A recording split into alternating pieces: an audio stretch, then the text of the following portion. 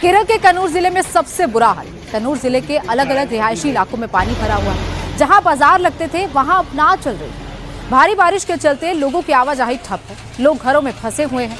राहत मदद के लिए लगातार आपदा प्रबंधन टीम्स स्पॉट पर मौजूद है। केरल के 8 जिलों में आज भारी बारिश का रेड अलर्ट जारी किया गया। ऐसे में लोगों से घरों में ही रहने की अपील की जा रही है। तो बाजारों में, रिहायशी इलाकों में हर जगह पर इस वक्त पानी भरा हुआ है। लोग घरों से बाहर तक नहीं निकल पा रहे हैं। कुछ लोग जरूरी सामान लेने के लिए निकल भी रहे हैं तो नाव का सहारा ले रहे हैं। बाजार पूरी तरह पानी में डूब रहे हैं। लोगों की दुकानें बंद हो रखी हैं, लोगों के व्यापार बंद हो रखे हैं। लोग आम जो जरूरत की चीजें हैं वही लेने के लिए जब घर से बाहर निकल रहे हैं तब भी कुछ इस तरीके के हालातों से गुजरना पड़ रहा है। हालांकि आपदा प्रबंधन की टीम्स वहां पर जा रही हैं, लोगों की मदद कर रही हैं, लेकिन जिन जगहों पर ये लोग नहीं पहुंच पा रहे हैं वहां पर हालात बेहद बदतर बने हुए हैं। और अभी आज के लिए भी रेड अलर्ट जारी किया गया है। आज भी केरल में लोगों को सावधान रहने की जरूरत है। तो केरल की तस्वीरें, जहां पर हमेशा मानसून को लेकर अच्छे मौसम के चलते लोग वहां घूमने जाते हैं, लेकिन वहां पर इस वक्त बाढ़ का सैलाब आ रखा है। रिहायशी इलाके, खासतौर पर कन्नूर की बात करें तो कन्नूर का ये बाजार आप देखिए किस तरीके से जल गया। कन्नूर में सड़कों पर बाढ़ का पानी भर गया है। चारों तरफ जल चक्रव्यूह दिखाई दे रहा है। गाड़ियों और बसों के पहिए थम गए हैं, जिससे स्थानीय लोगों का संपर्क टूट गया है। तो संपर्क तक नहीं हो पा रहा है। कई गांव कट गए हैं, वहां तक मदद नहीं पहुंच पा रही है, क्योंकि जो नदियां उन गांव को जोड़ती हैं या जिस रास्ते से आप उन गांव में जाते हैं वहां पर कुछ इस तरीके से तेज बहाव में नदियां बह रही हैं। इतना ज्यादा फ्लैश फ्लड वहां पर आ रहा है, पुल टूट रहे हैं, लैंडस्लाइड हो रहा है, जिसके चलते रास्ते ही पूरी तरह कट गए हैं। तो ऐसे में सवाल प्रशासन के सामने भी ये है कि कैसे लोगों तक मदद पहुंचाई जाए।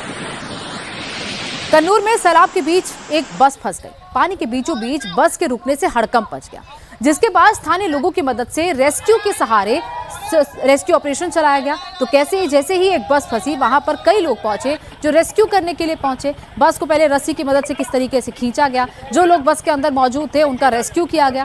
सोचिए अगर रेस्क्यू के लिए नहीं आते तो ये लोग रात भर वहां फंसे रहते, लेकिन वहां पर एनडीआरएफ, एसडीआरएफ की, प्रशासन की टीम्स इस वक्त पूरी तरह टोज पर है, पूरी तरह वहां मदद करने के लिए। जैसे ही कहीं से भी ऐसी सिचुएशन, ऐसी कॉल आती है वहां पर मदद करने के लिए पहुंच जाते हैं। और बस को कैसे धक्का मारकर वहां से खींचा गया, कैसे वहां से लोगों का रेस्क्यू किया गया, बाकायदा एक मानव श्रृंखला बनाई गई और उसके बाद उस बस को धक्का लगाकर, जोर लगाकर कैसे खींचा जा रहा है उसकी तस्वीरें आप देखिए। केरल के आलपुझा में भी भारी बारिश के बाद बाढ़ के हालात हो गए हैं। निचले इलाकों, ग्रामीण सड़कें पूरी तरह जलमग्न हो चुकी हैं। लगातार बारिश की वजह से नदियों का जलस्तर तेजी से बढ़ रहा है। निचले इलाकों के घरों में बाढ़ का पानी घुस गया है। फसलें पूरी तरह नष्ट हो गई हैं। लोग पानी के बीच फंसे हुए हैं। जिले में अब तक 11 राहत शिविर खोले जा चुके हैं, जिसमें 169 परिवारों के 580 से ज्यादा लोगों को सुरक्षित जगहों पर पहुंचाया गया है।